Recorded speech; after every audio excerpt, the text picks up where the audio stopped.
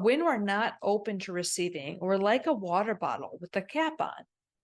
So if a friend comes with joy and love, if your partner comes with joy and love, and you're not open to receiving, you can't get what's in this cup into this water bottle.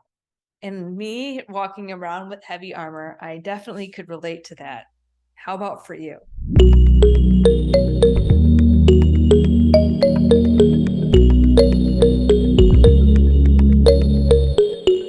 I'm reading the book Happier by Dr. Tal Ben-Shahar. And in it, he captures this beautiful imagery of what it's like to not being open to receiving gifts from friends or nature, and especially if we're not feeling worthy of things like happiness or joy. And what he discusses there is when we're not open to receiving, we're like a water bottle with its cap on. No matter what people are bringing into our lives, we're not open to receiving. We can't get what's in this cup into this water bottle. So for me, that really resonated because for years I felt I wasn't worthy of love. I have a really hard time accepting help from people. I have a really hard time accepting gifts. I have a very easy time accepting things that justify or validate my sense of unworthiness.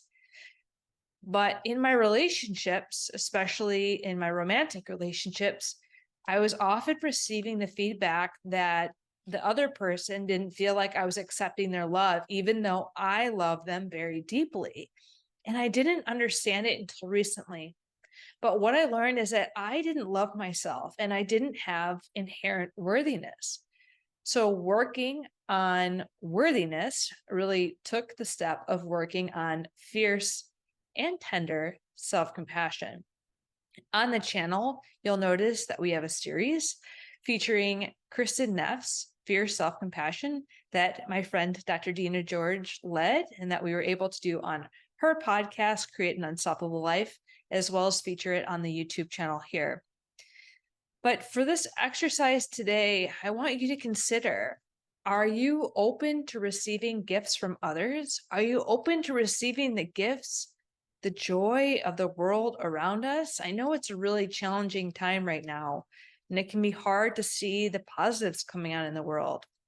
But when we're not open to receiving, we're like a water bottle with the cap on.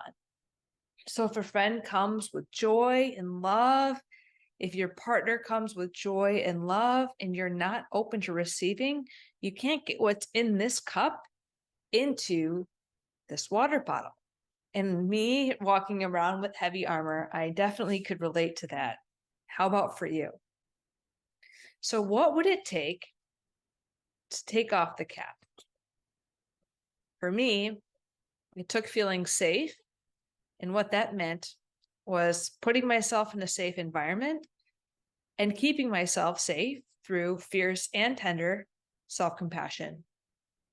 And once we take the cap off, then when a friend, a loved one comes to provide us joy, peace, love, happiness, we can be open to receiving it.